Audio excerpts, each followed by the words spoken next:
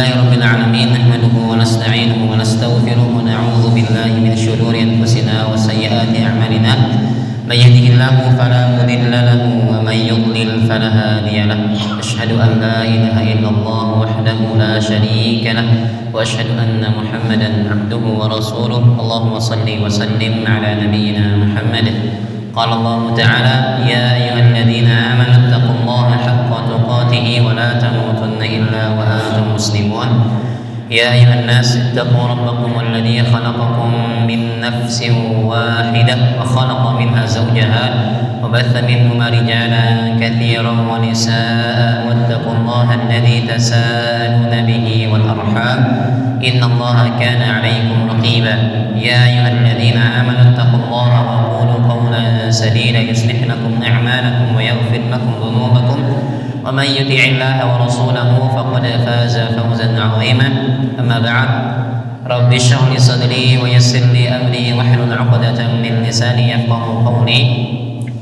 Ma'asyiral muslimin, Bapak Ibu sekalian, jamaah Masjid Ami Abdullah yang dimuliakan Allah Subhanahu wa taala. Alhamdulillah, kembali kita bersyukur kepada Allah atas segala limpahan nikmat, rahmat yang senantiasa Allah berikan, Allah curahkan kepada kita.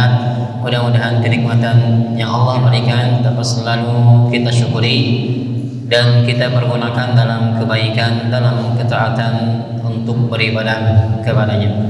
Salawat dan salam semoga senantiasa tercurah kepada Nabi kita, junjungan kita, teladan kita, Nabi Muhammad sallallahu alaihi wasallam beserta para keluarga beliau, para sahabat dan juga para pengikut-pengikut beliau hingga akhir zaman.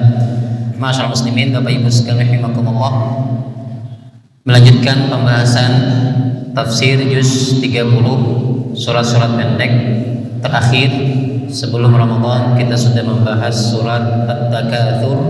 Kita masuk pada surat yang baru insyaallah pada malam hari ini, yaitu surat Al-Qari'ah. Surat Al-Qari'ah, surat yang ke-101 berjumlah 11 ayat, yang artinya adalah hari kiamat, yang biasa diartikan dalam Quran terjemah Al-Qari'ah adalah hari kiamat. Para ulama mengatakan dan mereka bersepakat bahwasanya surah Al-Qari'ah adalah surat Makkiyah. Surat Makkiyah, surat yang diturunkan sebelum Nabi sallallahu alaihi wasallam berhijrah ke kota Madinah. Artinya memang surat ini ditujukan kepada orang-orang kafir Quraisy, di mana mereka adalah orang-orang yang mengingkari adanya hari kiamat, hari pembalasan, yaumul hisab.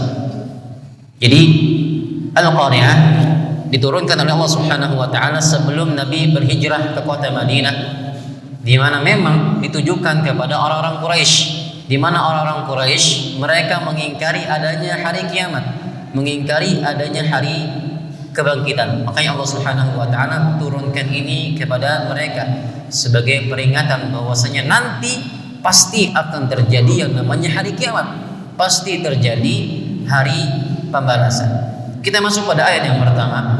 Allah Subhanahu wa taala berfirman, Al-Qari'ah. Al-Qari'ah. Dalam pengertian di sini, dalam makna terjemahan dalam Quran terjemah, Al-Qari'ah diartikan hari kiamat. Al-Qari'ah adalah salah satu dari nama hari kiamat. Kita tahu bahwasanya nama-nama hari kiamat itu sangat banyak, dan setiap nama-nama tersebut itu menggambarkan sifat-sifat tertentu.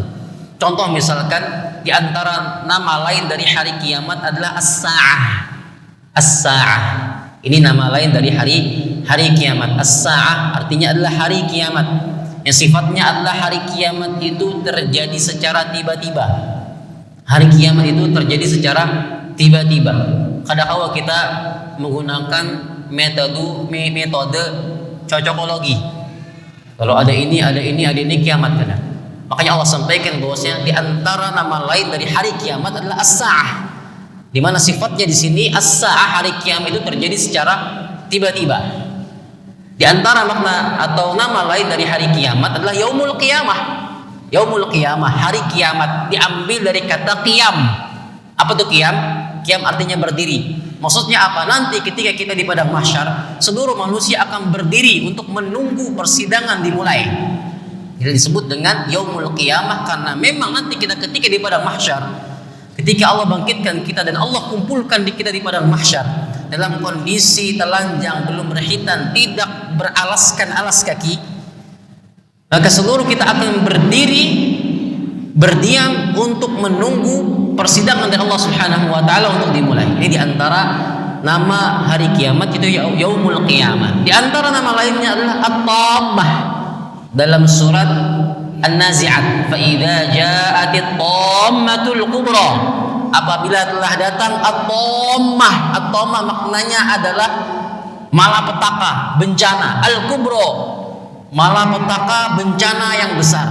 Jadi sifat dari kiamat, hari kiamat itu adalah sebuah bencana yang besar, di mana seluruh manusia pasti akan merasakan bencana tersebut. Tidak ada yang terselamat dari bencana besar tersebut. Di antara nama lainnya adalah yaumul hisab, hari perhitungan, di mana seluruh manusia akan dihitung di sisi Allah Subhanahu wa taala, amal kebaikan, amal keburukan kita dihitung secara ketat, detail oleh Allah Subhanahu wa taala. Tidak ada bisa yang lari dari perhitungan Allah Subhanahu wa taala. Yaumul mizan di antaranya. Dan di antara nama hari kiamat adalah Al-Qari'ah.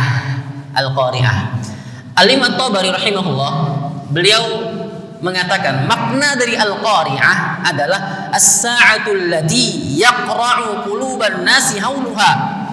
Makna dari Al-Qari'ah adalah hari kiamat yang meneror seluruh hati manusia, sehingga dengan teror tersebut kita takut. Jadi makna Al-Qari'ah adalah hari kiamat yang meneror hati seluruh manusia. Dengan kejadian-kejadian hari kiamat tersebut, itu menjadikan hati kita takut, diteror dengan kejadian hari-hari kiamat. Kalau misalkan kita di dunia diteror oleh orang-orang jahat, kita takut. Bagaimana Allah Subhanahu wa taala meneror kita dengan terjadinya hari kiamat? Jadi hari kiamat disebut dengan Al-Qari'ah. Al-Qari'ah maknanya adalah hari kiamat yang meneror, mengetuk hati, meneror hati seluruh manusia sehingga kita ini menjadi takut. Ini menunjukkan begitu dahsyatnya nanti kejadian-kejadian pada hari kiamat. Suaranya, dentumannya, goncangannya, seluruhnya itu dahsyat sekali. Bahkan Allah Subhanahu wa taala sampaikan dalam Al-Qur'an dalam surat Al-Muzammil. Ini menunjukkan bagaimana dahsyatnya hari kiamat. Ketika Allah sampaikan yauma yaj'alul wildana shiba, nanti hari kiamat itu kata Allah yaj'alul wildana shiba, akan menjadikan, kalau seandainya anak kecil melihat terjadinya hari kiamat, itu akan menjadikan mereka langsung beruban. Menjadikan anak kecil langsung beruban. Kalau seandainya anak kecil mereka menyaksikan terjadinya hari kiamat, teror hari kiamat, maka itu akan menjadikan anak kecil tersebut shiba, langsung beruban. Dalam ayat yang lain misalkan, begitu besarnya, dahsyatnya teror hari kiamat. Allah sampaikan dalam surat Al-Hajj atau Al-Anbiya ayat pertama. Allah sampaikan ya ayuhan nasu taqu rabbakum inna zalzalatas sa'ati syai'un 'azim. Ketika Allah perintahkan kepada seluruh manusia untuk bertakwa kepada Allah Subhanahu wa taala, kata Allah inna zalzalatas sa'ati syai'un 'azim. Sungguh goncangan as-sa'ah, goncangan hari kiamat, syai'un 'azim, perkara yang besar, kata Allah. Yauma tarawunaha tadhhalu kullu murdi'atin 'amma arda'at. Pada hari itu, yaitu pada hari goncangan hari kiamat, yauma tarawunaha, kalau seandainya seorang wanita menyusui, yang sedang menyusui anaknya, tadhhalu kullu murdi'atin 'amma arda'at, ketika wanita menyusui tersebut melihat terjadinya hari kiamat, maka dia langsung meninggalkan anaknya. Dia lepaskan anaknya dari susunya. Saking apa? Saking goncangnya, saking dahsyatnya teror hari kiamat. Seorang ibu yang sangat sayang kepada anaknya, pasti sayang, sedang menyusui, ketika terjadi hari kiamat dia lepaskan anaknya, saking takutnya.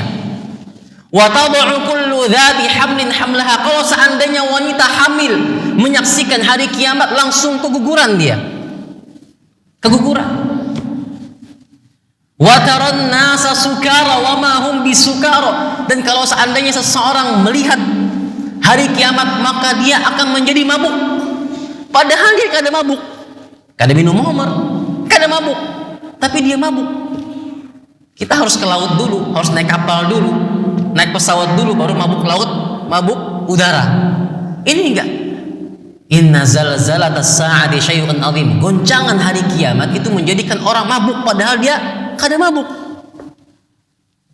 Kalau kita mabuk harus ke laut dulu, ya, naik kapal dulu, naik pesawat dulu, mabuk udara, mabuk lautan, mabuk darat. Goncangan ombak laut misalkan, getaran pesawat, itu baru kita mabuk. Tapi di sini kata Allah Subhanahu wa taala, goncangan hari kiamat menjadikan seluruh manusia itu mabuk. Tergoncang, puyeng, pusing kepalanya. Padahal wa ma hum bisukara, kata Allah, mereka tidaklah mabuk. Jadi seluruh kejadian-kejadian tersebut kata Allah al-qari'ah, itu semua teror. Teror bagi hati seluruh manusia yang menjadikan kita semua takut terhadap kejadian-kejadian pada hari kiamat. Lalu Allah sampaikan pada ayat kedua, ayat ketiga, kata Allah al-qari'ah, mal qari'ah, wa ma adraka mal qari'ah. Allah bertakun kepada kita, mal qari'ah, apa itu al-qari'ah? Wa ma adraka mal qari'ah, apa yang kamu ketahui dari al-qari'ah? Tahukah kamu tentang al-qari'ah? Bukan berarti Allah bertanya di sini Allah pada tahu, bukan. Karena Allah yang menciptakan al-qari'ah. Allah yang memberikan teror kepada kita dengan terjadinya hari kiamat. Tapi maksud dari pengulangan ayat di sini kata para ulama ahli tafsir itu sebagai penegasan, penekanan kepada kita agar kita betul-betul memperhatikan, mempersiapkan nanti kalau terjadi hari kiamat. Sya'lun azim, ini perkara yang besar. Allah menyebutkan ini untuk pengagungan terhadap hari kiamat karena itu adalah kejadian yang besar, kejadian yang dahsyat, kata para ahli tafsir. Disebutkan oleh Imam Tabari, maksud dari pengulangan di sini kata Imam Tabari, Allah mengulangi di sini dzakarahu mu'azzaman, untuk pengagungan terhadap hari kiamat. Bahwasanya hari kiamat adalah kejadian yang besar, kejadian yang dahsyat, di mana kejadian-kejadian tersebut yaqra'ul ibad, meneror kita semua. Meneror kita semua, menjadikan hati kita takut terhadap terjadinya hari kiamat.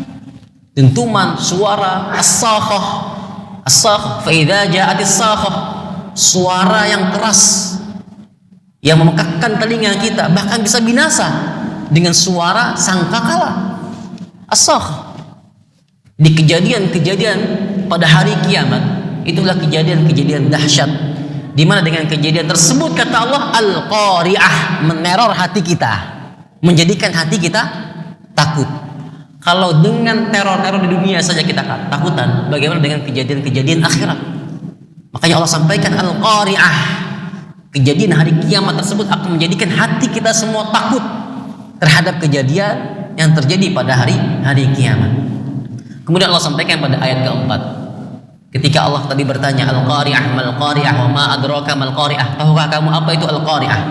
Maka Allah sampaikan pada ayat keempat, al-qari'ah adalah yauma yakunun nasu kal farashil mabthuth. Al-qari'ah kata Allah adalah hari di mana manusia itu seperti kupu-kupu yang bertebaran.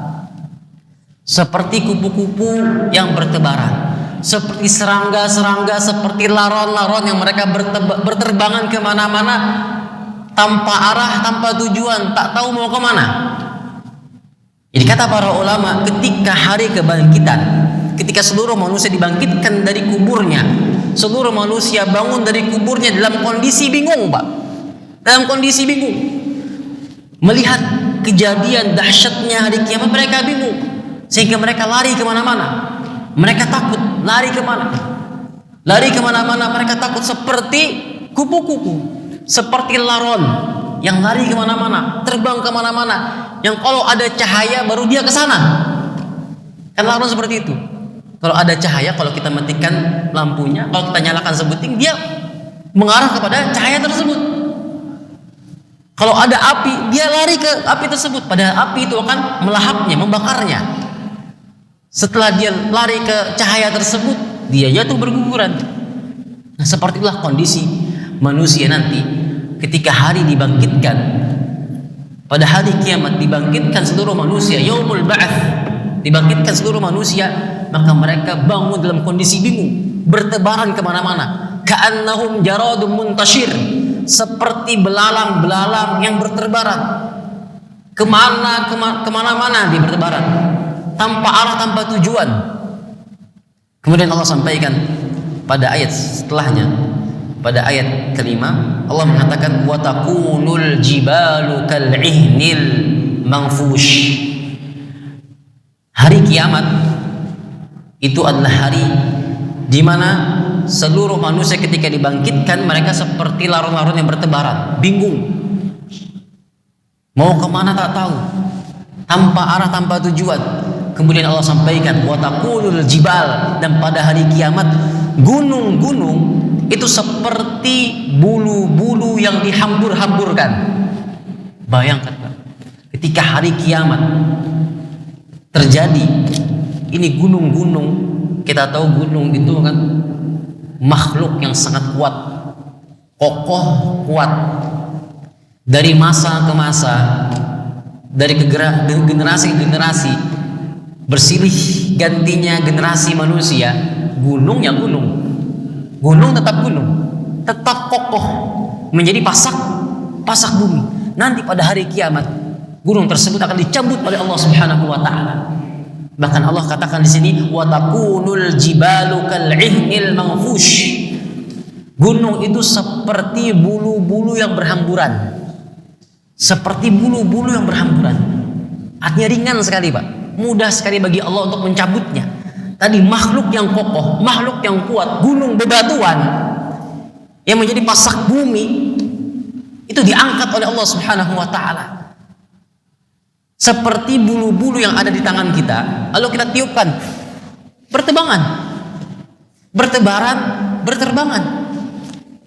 Ini gunung Pak.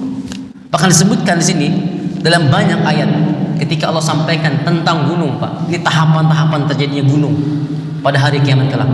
Allah sampaikan dalam surah An-Naml, kata Allah wa taral jibala tahsabuha jamidatan wa hiya tamurru marras sahab. Dan engkau akan melihat gunung-gunung yang engkau kira mereka berada tetap di tempatnya, menjadi pasak bumi, maka Allah angkat mereka. Allah angkat gunung tersebut menjadi gunung-gunung yang berjalan. Gunung itu berjalan Pak. Ini hari kiamat. Jadi gunung itu Allah angkat agar mereka itu berjalan. Ini baru berjalan. Ayat yang lain dalam surah An-Naba, wasuyyiratil jibalu fakanat saraba, dan gunung-gunung itu pun dijalankan oleh Allah Subhanahu wa taala. Wasuyyirat, dijalankan oleh Allah Subhanahu wa taala. Gunung dijalankan, pasak bumi, makhluk yang kokoh kuat dijalankan oleh Allah. Bayangkan, begitu ringan bagi Allah Subhanahu wa taala, sangat ringan bagi Allah untuk menjalankan bumi, menjalankan gunung, mengangkat gunung, menjadikan gunung itu berterbangan. Kal farashil mabthus atau kal ihnil manfush, seperti bulu-bulu yang berhamburan. Jadi Allah jalankan gunung-gunung tersebut, kemudian Allah hamburkan dia.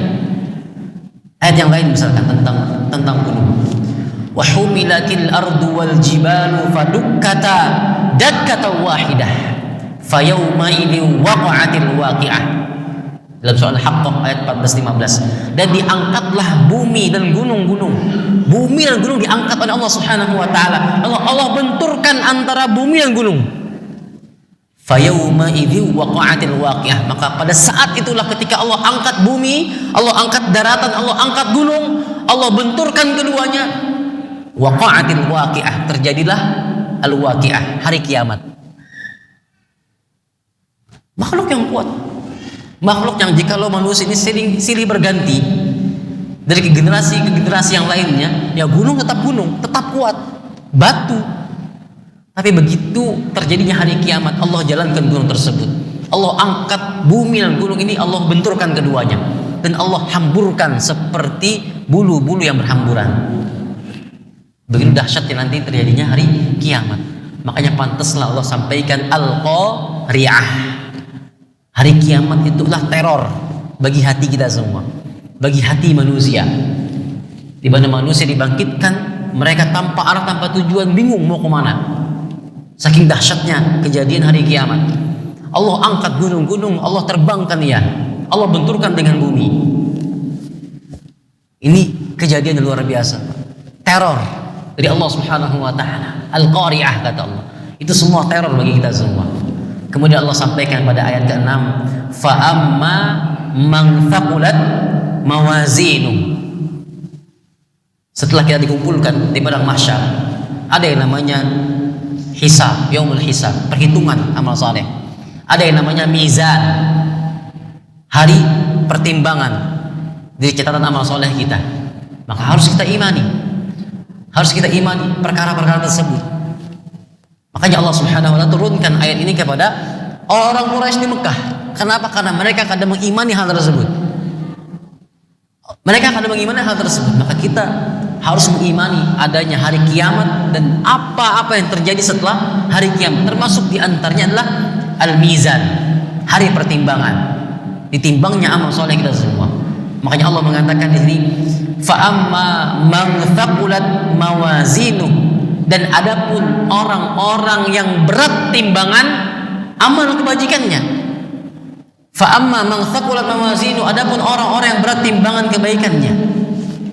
Kata para ulama, timbangan Allah itu memiliki dua sifat. Yang pertama adalah timbangan Allah itu betul-betul detail, rinci sekali. Yang kedua, timbangan Allah itu adil. Lain timbangan kita di dunia ini. Kita kada tahu orang-orang menimbang ini jujurkah, kadang kita kada tahu. Makanya Allah mengatakan wailul lil mutaffifin. Orang-orang yang curang adalah orang-orang yang celaka. Curang dalam masalah timbangan di dunia itu adalah orang-orang yang celaka. Adapun timbangan Allah di akhirat itu dua sifatnya. Pertama adil, yang kedua rinci. Apa dalilnya? Allah sampaikan dalam surah Al-Anbiya, kata Allah, wa nad'ul mawazinal qista liyaumil qiyamati fala tudlamu nafsun syai'a, kata Allah.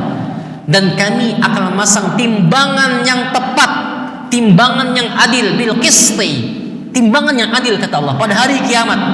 Fala tudlamu nafsun syai'a, di mana setiap jiwa tidak akan terzalimi dengan timbangan tersebut.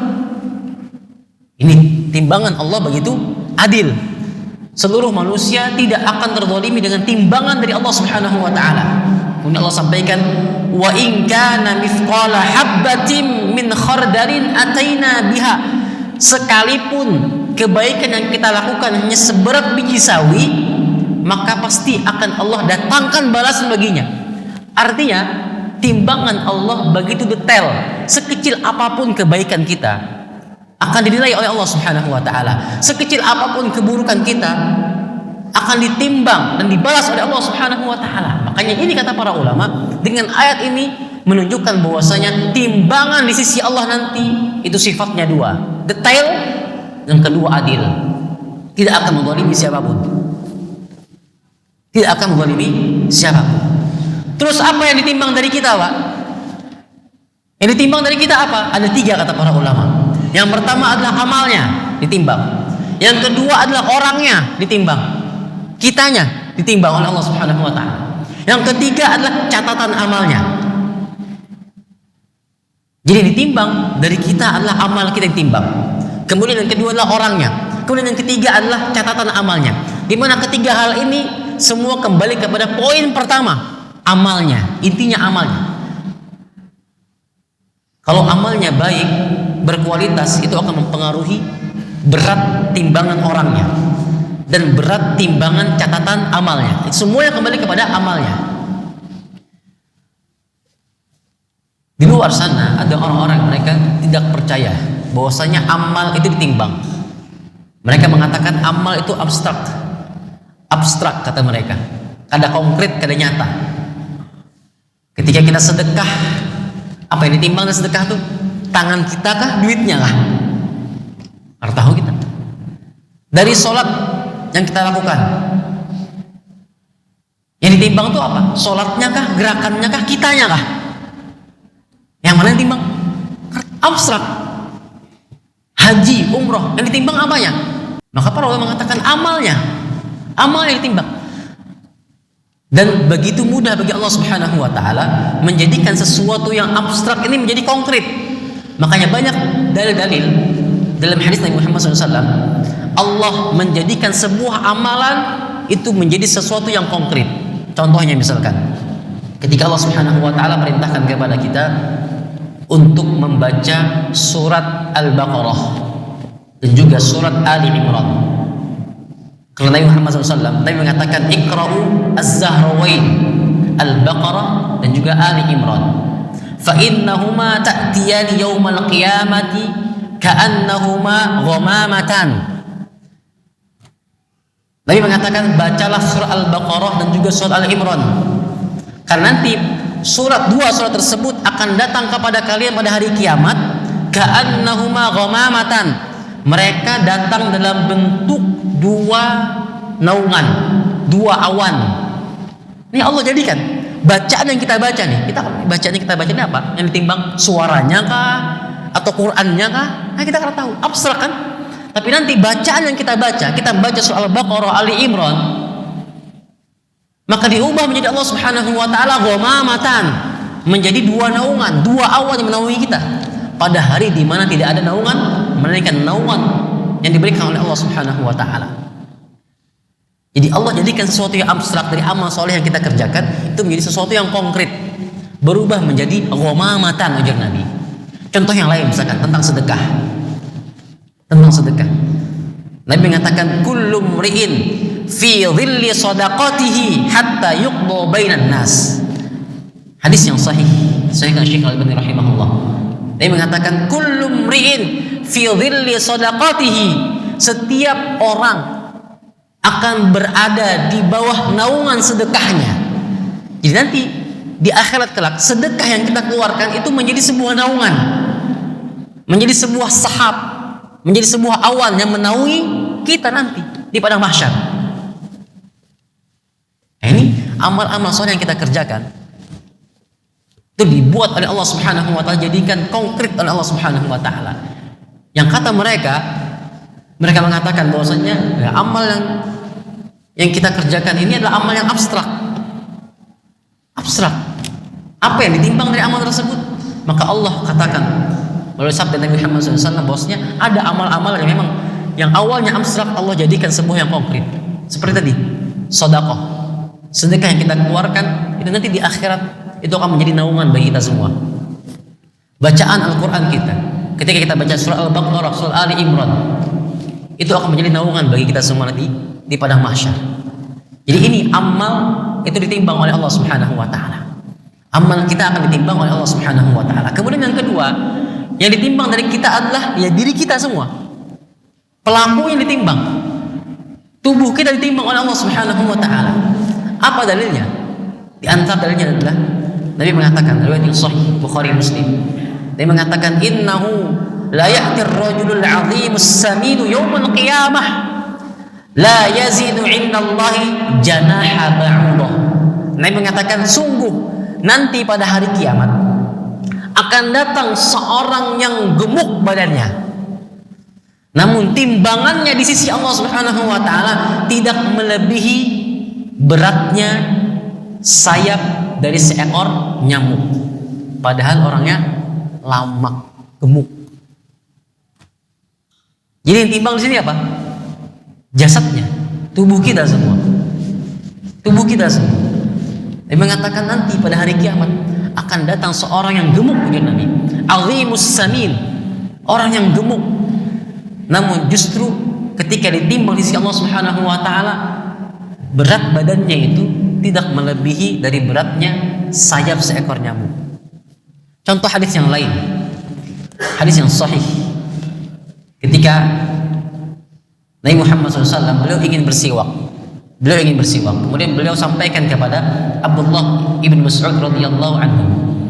Maka Abdullah ibn Mas'ud beliau langsung memanjat pohon bidara untuk mengambil ranting dari pohon bidara untuk jadi siwaknya Nabi Muhammad SAW. Ketika beliau menaiki pohon bidara tersebut, maka angin bertiup sehingga tersingkaplah sarungnya Abdullah ibnu Mas'ud, sehingga terlihat kecilnya betisnya Abdullah ibn Mas'ud.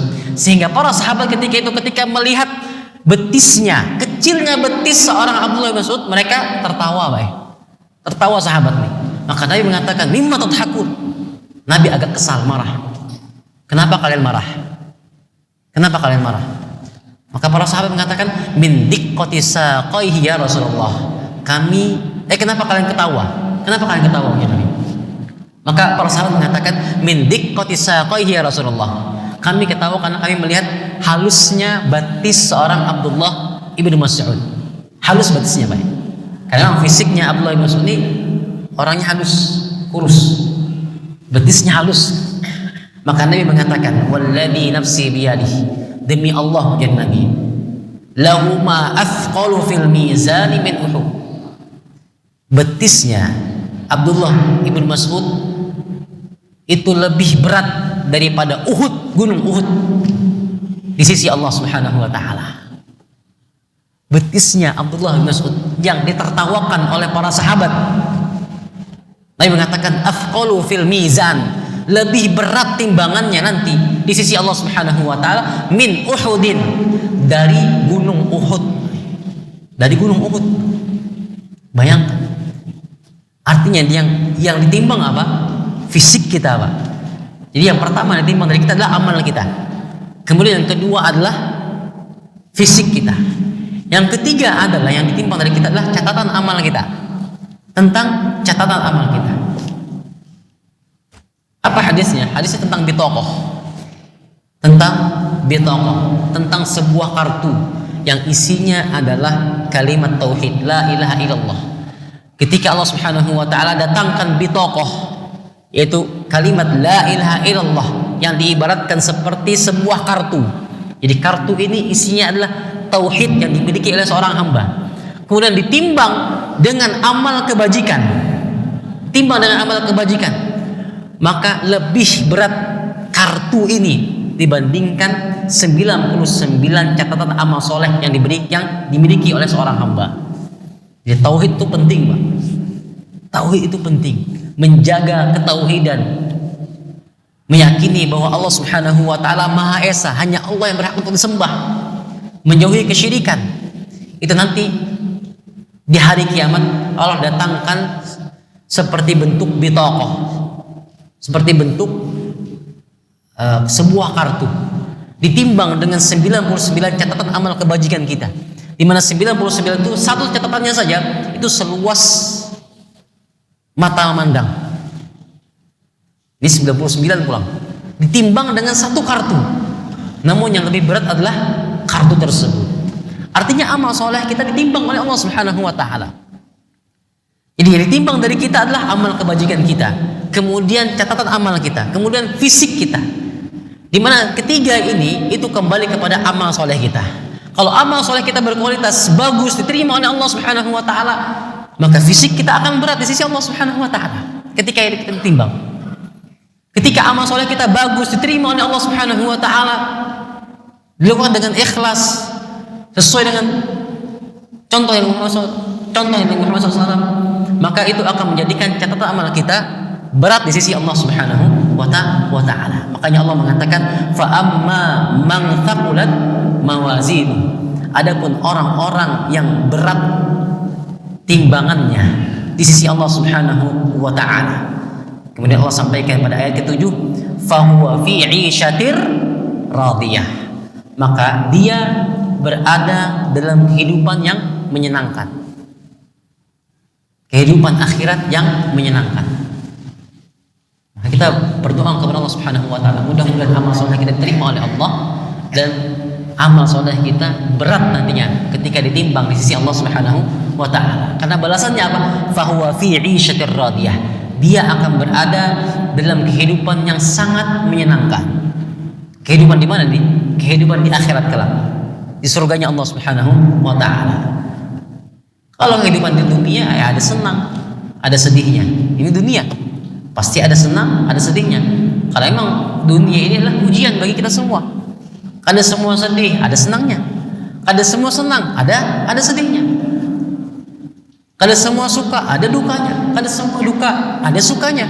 Ini dunia. Tapi di akhirat kelak Ketika timbangan kita berat di sisi Allah Subhanahu wa taala, maka yang kita dapatkan semuanya adalah kesenangan, keceriaan, kebahagiaan. Makanya Allah mengatakan fahuwa fi 'isyatir radiyah. Maka dia berada dalam kehidupan yang menyenangkan. Apa maksudnya di sini kehidupan yang menyenangkan?